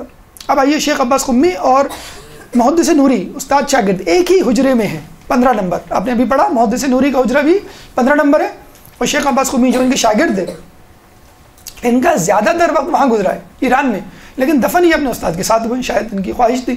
1294 ہجری ان کا سن ہے، پیدا ہوئے۔ شیخ عباس قمی دیکھیں، ان کو بھی لوکیٹ کرنا کوئی ایسا مشکل کام نہیں ہے، یہی ہم نے کہا ابھی ہم وہیں باب قبلہ ہی کی طرف ہیں، الٹے ہاتھ پہ شیخ مرتضی انصاری اور سیدھے ہاتھ پہ ہم نے محدث نوری اور ان کے شاگرد شیخ عباس قمی کو دیکھ لیا۔ شیخ عباس قمی اور مفاتیح الجنان کو سپریٹ کرنا ناممکن ہے، جیسے مفاتیح کا نام آتا ہے، شیخ عباس قمی کا نام آتا ہے، قمی کا نام آتا ہے، مفاتیح کا، قمی کا لفظ بول دیا جائے تو شیخ عباس قمی ذہن میں آتا ہے، حالانکہ قمی کا مطلب ہے قم کا رہنے والا، قم میں تو ہزاروں اور لاکھوں جو ہے علماء گزرے۔ تو یہ بھی ایک بہت بڑی بات ہے کہ اردبیلی کا نام آئے تو مقدس اردبیلی آپ کے ذہن میں آئیں گے، حائری کا نام آئے، نائنی کا نام آئے، یا الجزائری کا نام آئے تو بس وہ شہر ان کے نام جو ہے وہ ہو جاتا ہے۔ ہمارا نفس المحموم آپ لوگوں میں سے کئی لوگوں نے پڑھی بھی ہوگی، مصائب کی کتاب ہے، منازل الاخرہ، اس کے بارے میں ایک دلچسپ قصہ آپ نے سنا بھی ہوگا، لیکن چلیں تذکرتاً دوبارہ ربط کے کو مد نظر دیکھتے ہوئے ہم سنا دیں کہ اس زمانے میں ایک عالم دین ہوا کرتے تھے شیخ عبد الرزاق، اور وہ جو ہے منازل الاخرہ نامی کتاب سے درس دیا کرتے تھے ظہر میں۔ اسی مسجد میں شیخ عباس قمی کے والد کربلائی صاحب جایا کرتے تھے اور ان کا درس سنتے تھے، بہت شوق سے سنتے تھے، اور اکثر آگے کہا کرتے تھے کہ بیٹا تم بھی ایسی کتاب لکھ لیتے، یعنی تم کو میں اتنا پڑھتا ہوا لکھتا دیکھتا ہوں صبح سے شام، تم بھی ایسی کتاب لکھ دے اور اسی طرح درس دے دے۔ باپ کا خون بڑھ جاتا ہے نا اپنے بیٹے کو پیروں پہ کھڑا دیکھ کر، تو اگر بیٹا ممبر پہ بیٹھا ہو کہیں درس دے رہا ہو تو اور بھی خوش ہوتا آدمی، عالم دین ہے، تو تم بھی اگر اس طرح درس دیتے، کتاب لکھتے کوئی، تو کیا ہی بات ہوتی۔ کہتے ہیں کہ پوری عمر گزر گئی، میں نے اپنے باپ کو یہ نہیں بتلایا کہ یہ میری کتاب ہے، اپنے بیٹے کو بتلایا بعد میں کہ پوری عمر گزر گئی، میں نے اپنے باپ کو نہیں بتایا، فقط یہ کہا کہ آپ دعا کریں اللہ میری توفیقات میں اضافہ کرے۔ پوری عمر گزر گئی، ہم ہوتے بابا ذرا ان سے میرا نام لیے گا، آپ کے ہاتھ چومیں گے وہ، ارے ارے آپ ان کے والد ہیں، تو بڑھ کے مارنے میں تو ہم کم تو نہیں، ہم فوراً جو ہے وہ دیکھ لیتے ہیں کہ بھئی کہاں ہمارا درس چل رہا ہے، کب اپلوڈ ہوا، کتنے کلکس ہوئے وغیرہ وغیرہ. چلیں اچھا اب ان کا ایک تقوی کا اور واقعہ سنیے شیخ عباس قمی کا. مسجد گوہر شاہی، گوہر شاہ بہت مشہور مسجد ہے ایران میں، مشہد میں، اور اس میں ایک بہت واقعہ بھی ہوا تھا خونی کہ بہت سارے لوگوں کو شہید کر دیا گیا تھا. بڑی مشہور مسجد تھی. کسی طرح لوگوں نے ہاتھ پیر جوڑ کے شیخ عباس قمی کو راضی کر لیا کہ آپ جو ہے مسجد میں امامت کروائیں گے. اور ایک تو آپ کو معلوم ہے اس قسم کے علماء کے نخرے بہت ہوتے ہیں. ڈیمانڈ نہیں ہوتی، نخرے کا مطلب یہ ہے کہ نہیں میرے دل میں شہرت طلبی نہ آ جائے. نخرے کا مطلب اس سینس میں نخرے. بڑی مشکل سے تیار کیا اور راضی ہو گئے.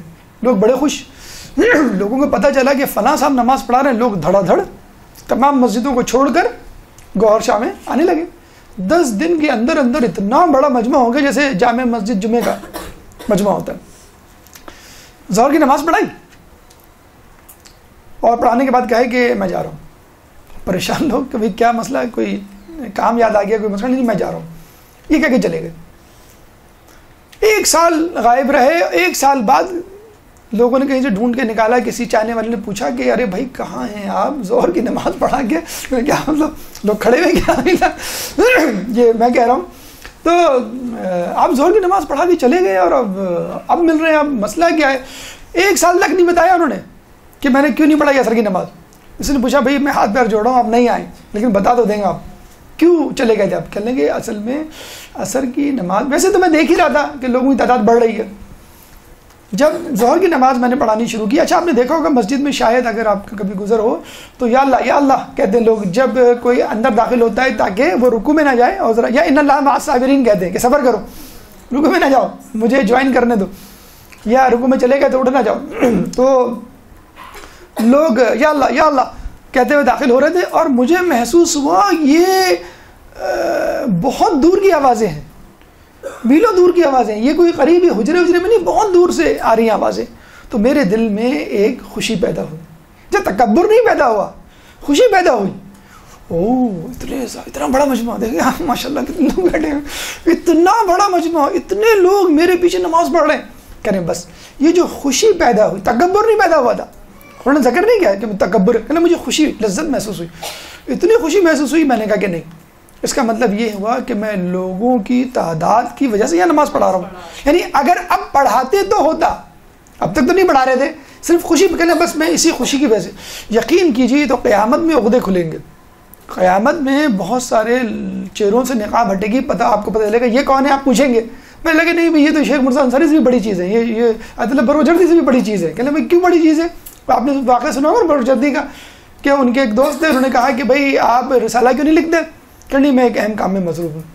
1 مہینے بعد ملے بھی آپ رسالہ کیوں نہیں لکھتے؟ آیت اللہ بروجردی کے دوست، نام ہی نہیں معلوم، کیوں معروف نہیں تھے، کیوں نہیں تھے؟ ابھی آپ کو وجہ پتہ چل جائے گی. کہ کیوں نہیں لکھتے؟ میں بہت اہم کام میں مصروف ہوں. پھر 1 مہینے بعد بہت اہم کام میں مصروف ہوں. برسوں گزر کے مسئلہ کیا ہے، کون سے اہم کام ہے مجھے بتا دیں، میں انجام دے لیتا ہوں. کہ میں گاؤں جا کے لوگوں کو وضو سکھا رہا ہوں. لوگوں کے وضو ہی ٹھیک نہیں ہے، میں کیا اتنی بڑی بڑی کتابیں لکھوں مرجعیت کا عہدہ، اور کوئی جانے کے لیے تیار بھی نہیں ہے. آپ کو کہا ہے گاؤں میں جا کے جو ہے وہ جوہر کا پانی پی کے لوگوں کو پڑھاؤ، کتنے لوگ جانے کے لیے تیار ہو جائیں گے مجھے بتائیں. تو کتنے آیت اللہ یقیناً لوگ کہتے ہیں کہ ان کا رتبہ آیت اللہ بروجردی سے کہیں زیادہ ہوگا. عین ممکن ہے، کیونکہ ان کو تو پھر بھی شہرت عزت مل گئی نا، مائنس ہو جائیں گی نا مارکس تھوڑے سے. ٹھیک ہے اگر آپ نہیں چاہتے وہ الگ بات ہے، لیکن مال تھوڑے بہت تو مائنس ہوں گے اس کی بنسبت جس کو کوئی جانتا تک نہیں ہے. اور ابھی بھی آپ کو نجف اور خب میں ایسے علماء مل جائیں گے، مجتہدین مل جائیں گے، مرجعیت کے لیول کے بھی لوگ مل جائیں گے. لوگ کہیں گے نہیں کیا ضرورت ہے رسالہ لکھنے کی. لوگ کہتے ہیں ان سے کہ بھئی ہم آپ کو رسالہ لکھوا دیں، ہم پیسے دینے نہیں، پیسے کی بات نہیں ہے، لیکن کیا ضرورت ہے کہ کوئی ہماری تقلید کرے. شیخ عباس قمی کے بارے میں ملتا ہے کہ بڑھاپا جب شروع ہوا تو اپنے دوستوں کو بلایا اور دقیق علمی فقہی اصولی گفتگو شروع کر دی. لوگ پریشان کہ بھئی یہ تو کھانے پہ بلایا، ہلکی پھلکی گفتگو، یہ ایک دم سے درس والا سٹائل کیسے شروع ہو گیا. انہوں نے کہا کہ نہیں اصل میں یہ گفتگو اس لیے کر رہا ہوں کہ تم لوگ مجھے بتاؤ کیا اب بھی میرے اندر ملکہ استنباط حدیث و قرآن ہے، میں مسائل اخذ کر سکتا ہوں قرآن اور حدیث سے ابھی بھی اس بڑھاپے میں چٹیا تو نہیں گیا ہوں، یعنی بڑھاپا تو کے آثار تو نہیں ہو گئے. تو لوگوں نے کہا اگر اس کو ملکہ استنباط کہتے ہیں تو ہمارے پاس یہ نہیں ہے. اگر یہ آپ کہہ رہے ہیں کہ ہم آپ کو کنفرم کریں تو یہ تو ہے ہی نہیں ہمارے پاس، ہم آپ کو کیسے کنفرم کریں؟ یا اچھا آج کل آپ کو میں بتاؤں، پھر وہی بات آ جائے گی، ضروری ہے ہمارے لیے، ابھی ہم جواد مغنیہ کے بارے میں پڑھیں گے تو آپ کو بتائیں گے کتنا ضروری ہے اپنے حالات اور آس پاس کے ماحول کو کنسیڈر کرنا اس بیک گراؤنڈ میں۔ ابھی میں اپنے ایک دوست کے پاس گیا تو وہ پتہ لگا کہ وہ ایگزام دے رہا ہے، میں نے کہا یار you are the head of the department, you are the cardiologist, you are surgeon, تم ہر چیزوں اب کیا کون سا ایگزام دے رہے ہو؟ میں نے امریکہ میں اصول بن گیا ہے کہ آپ کو جو ہے وہ ہر 10 سال بعد ایگزام دینا ہے ورنہ ڈگری کینسل۔ یہاں ایگزام دیا کہ بغیر ڈگری مل جاتی ہے، وہاں پہ ڈگری مل گئی ہے ہر 10 سال۔ اچھا انگلینڈ میں بھی اب شروع ہو گیا ہے، ہر 5 سال بعد ہر 10 سال بعد آپ کو MRCP جو کر لیتے ہیں ان کو ایگزام دینا ہے، کیونکہ وہ کہتے ہیں کہ بھی ہو سکتا ہے ڈاکٹر بن گئے آپ پریکٹس میں نہیں ہے، اب کس بات کا آپ نام لگا رہے ہیں اپنے آگے ڈاکٹر؟ کوئی ڈاکٹر نہیں ہے جب تک آپ پریکٹس نہ کریں، جب تک ہم آپ کو ٹیسٹیفائی نہ کریں آپ۔ تو دیکھیں یہ ہے خوف خدا، یہ خود اپنے آپ کو پیش کر رہے ہیں علماء، مرجع، مجتہد، کہ مجھے بتاؤ کہ میں سٹیا تو نہیں گیا ہوں، میری یادداشت کمزور تو نہیں ہو گئی، میرا علم تو کم نہیں ہو گیا؟ لوگ کریں گے نہیں آپ کل۔ دیکھیں یہ ہے خلوص جو ہمارے حوضوں میں پایا جاتا ہے، ہمارے علماء میں، ان کے، کہ ہمیں ضرورت نہیں پڑتی کہ ہم امتحان دیں یا ان کا امتحان لیں۔ ایک عجیب بات دیکھیں، لوگ کہتے ہیں، ہمارے اسٹوڈنٹ کہہ لیں گے کہ سر آپ اتنے معجزات کرامات سناتے ہیں، پتہ نہیں آپ کہاں سے پڑھ لیتے ہیں، لیکن آج کل ہمارے ساتھ تو نہیں ہوتے۔ کیوں نہیں ہوتے ہمارے ساتھ؟ ہمارے ساتھ عقیدہ نہیں ہے، ہمارا ایمان نہیں ہے۔ آپ دیکھیں کہ کیسے ہوتے ہیں۔ ایک دفعہ یہی شیخ عباس قمی صبح بیٹھے ہوئے تھے، رونے لگے، بچہ ان کا مدرسے جا رہا تھا۔ اب پتہ ہے باپ رونے لگے بچے کے سامنے کتنا عجیب سا لگتا ہے، کہ بابا کیا ہوا؟ کہ لگے میری آنکھیں کمزور ہو گئی، مجھے کچھ ٹھیک سے نظر نہیں آ رہا، نہ پڑھا جا رہا نہ لکھا جا رہا ہے۔ کہ بابا کوئی مسئلہ نہیں، آپ دوا ڈال لیں، سرما ڈال لیں، یہ ڈال لیں، رو کیوں رہے؟ کہ نہیں میں آنکھ کے درد کی وجہ سے نہیں رو رہا، میں اس لیے رو رہا ہوں کہ کہیں اہل بیت نے مجھے اپنی ولایت سے نکال تو نہیں دیا، کہ اپنی میں صلاحیت ہی نہیں ہے لکھنے کی یا پڑھنے کی۔ ہمیں ایک دن ہمیں نہ پڑھنے کو ملے، ویکینڈ جب آتا کتنے خوش ہوتے ہیں ہم، لائٹ چلی جاتی کتنے خوش ہوتے ہیں، امی ابو ناراض ہوتے ہیں، آپ کو اچھا پڑھنے کو نہیں ملے گا، خوب جو ہے وہ گلیوں میں چکر لگا رہے ہیں، بھائی چھٹی ہے کیوں نہیں، لائٹ نہیں ہے، الحمدللہ کہ AC والے موجود ہیں کراچی کہ AC زندہ باد۔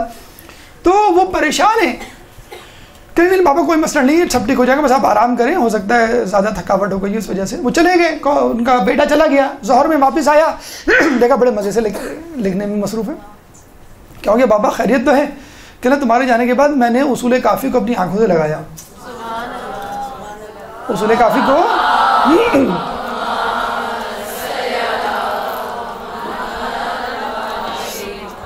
بس کیا تھا، پھر جو ہے وہ ساری جو ہے وہ بنائی واپس آ گئی اور میں آرام سے مزے سے لکھ رہا ہوں۔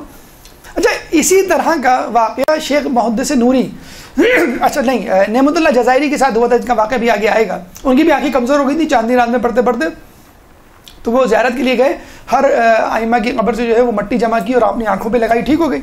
تو شیخ عباس قمی سے جب پوچھا گیا کہ اس میں کون سی حیرت کی بات ہے، جیسے وہی بات ہے نا آج کل کے زمانے میں لوگ سائنٹیفک ریزن معلوم کرتے ہیں، سائنس کیا کہتی ہے جناب آپ بتائیں آپ۔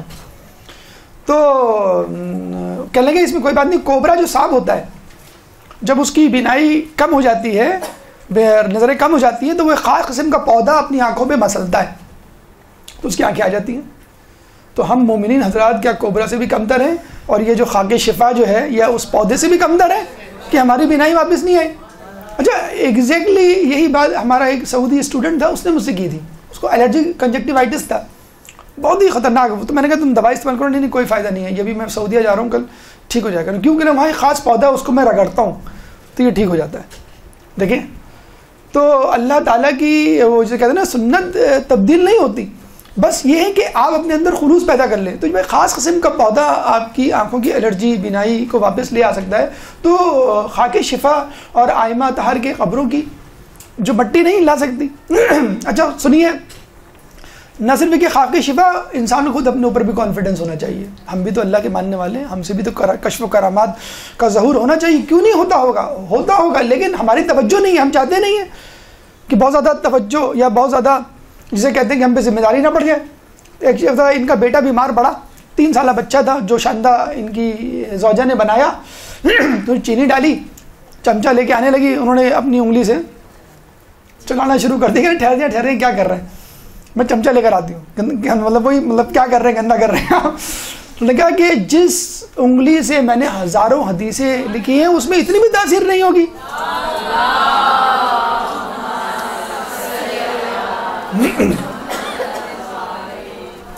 بس 5 منٹ اور دے دیں, یہ عالم اور کر لیں, پھر انشاءاللہ آپ کی زحمت تمام. جواد مغنی کی 17 نمبر حجرے میں یہ دفن ہے. مطلب بس آپ دیکھیں وہی اینٹی کلاک وائز گھوم رہے ہیں. آپ 11 نمبر پہ گئے, 15 نمبر پہ گئے, پھر آپ 17 نمبر پہ گئے, 15 میں 2 آپ کو مل گئے, محدث نوری مل گئے اور شیخ عباس قمی مل گئے. اب 17 ایک حجرہ چھوڑ کر آپ شیخ جواد مغنی, یہ تھے لبنان کے, 1324 میں پیدا ہوئے, لبنان میں رہے.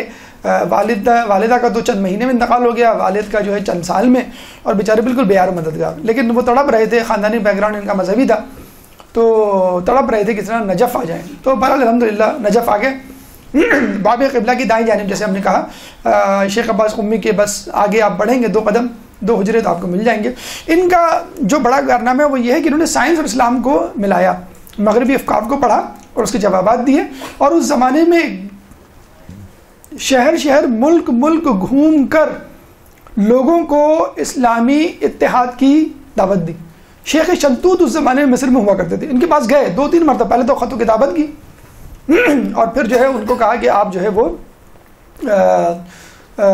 میرے ساتھ ملاقات کریں تو میں آپ کو بتاتا ہوں کہ ہم بھی جو ہے اسلام کا حصہ ہیں.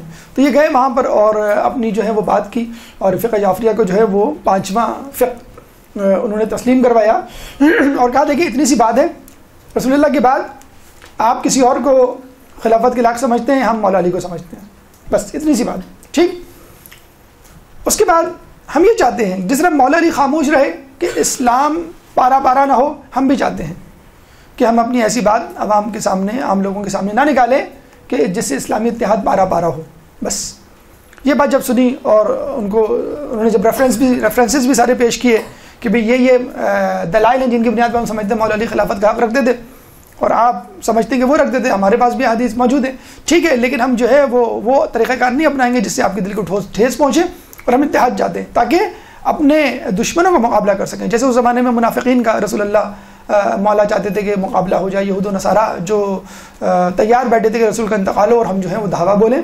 اور آپ کو معلوم ہے ابو سفیان بھی آیا تھا مولا علی کے پاس کہ تم کہو تو میں گلیوں کو مدینے کی اپنے پیادوں سے بھر دوں, لیکن انہوں نے منع کیا. تو تلوار, تو ہم بھی یہی چاہتے ہیں کہ تلوار نہ نکالیں اور کوئی ایسی بات منہ سے نہ نکالیں, تلوار تو بہت دور کی بات.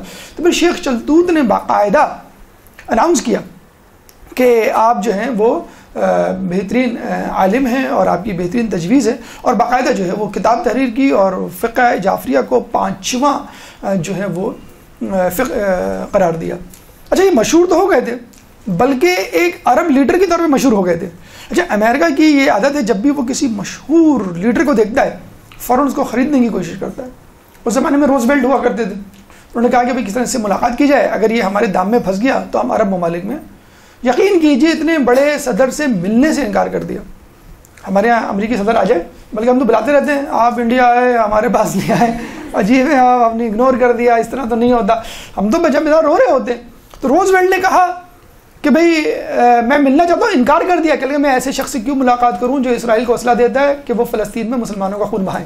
مجھے پتہ ہے فلسطین میں کیا اہل تشیع رہتے ہیں, سارے کے سارے اہل سنت حضرات.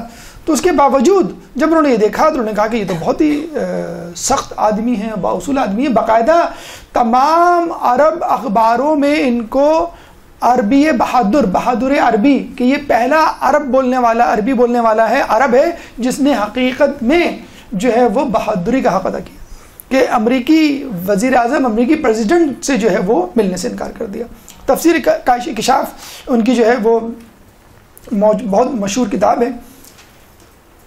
ان کی پوری جیسے میں نے کہا تھا کہ تھیم ہے, انہوں نے زمانے کے جو مغربی افکار ہیں اور جو سائنس ہیں ان کو پڑھا اور ثابت کرنے کی کوشش کی کہ اسلام اس سے بہت زیادہ مختلف نہیں ہے. بس آپ تھوڑی سی توجہ دیں, آپ کو پتہ چل جائے گا کہ جو چیزیں آپ پھیلا رہے ہیں, کیونکہ اس زمانے میں یہ رول تھا, یہ نظریہ پھیلایا جا رہا تھا کہ کولونزم کس طرح قبضہ کرو اور کسی طرح جو ہے حکومت کو مذہب سے الگ قرار دے دو, اور مذہب کی لینگویج الگ ہو, مذہب کے لوگ الگ ہوں, ان کا لباس الگ ہو, ان کے مدارس الگ ہوں, ان کا حکومت سے کوئی تعلق نہ ہو. تو انہوں نے یہ ثابت کیا تھا کہ نہیں, کہ مذہب اور سیاست ایک ہی چیز ہے. ان کے افکار پہ مکمل ایک مجموعہ جو ہے ادارہ نور نے شائع کیا ہے مجموعہ آثار کے نام سے. بلا شبہ موجودہ دور کی موجودہ مغربی افکار کے حوالے سے آپ کی خدمات جو ہے وہ ہمیشہ یاد رکھی جائیں گی. فقط ہم چند ہی علماء 4 علماء کر پائیں. کوشش کریں گے کہ اگلی نشست میں باقی کا مطلب 500 نہیں، باقی کا مطلب ہے جو 12 ہم نے منتخب کیے ہیں وہ آپ کے سامنے پیش کریں. اس کے علاوہ جو ریفرنسز ہم نے بتلا دیے ہیں کہ اگر آپ وہاں پہ چلے جائیں تو ان کی تمام جو ہے وہ تفصیلات اور سوانح حیات مل جائے گی. یہاں پہ بھی ہم کوشش یہی کر رہے ہیں کہ نجف سے متعلق جو ان کی خدمات ہیں یا رہائش اور قیام کے دوران جو واقعات پیش ہیں وہ آپ کے سامنے پیش کریں. اللہ تعالیٰ سے دعا ہے کہ ہمیں ان علماء کے نقش قدم پر چلنے کی توفیق عطا فرما. اللہ تعالیٰ سے دعا ہے کہ ہمیں ہمارے شب روز ان علماء جیسے بنا دے. اللہ تعالیٰ سے دعا ہے کہ ہمیں اہل بیت کی پیروی کرنے کی توفیق عطا فرما. اللہ سے دعا ہے کہ ہمیں قیامت میں اہل بیت کی شفاعت سے بہرمند فرما. اللہ سے دعا ہے کہ امام کے ظہور میں تعجیل فرما، ہمیں ان کے انصار و اعوان میں شامل فرما. ربنا تقبل منا انك انت السميع العليم وتب علينا انك انت التواب الرحيم برحمتك يا ارحم الراحمين. برحمتك يا ارحم الراحمين. وصلى الله على محمد وآله الطاهرين.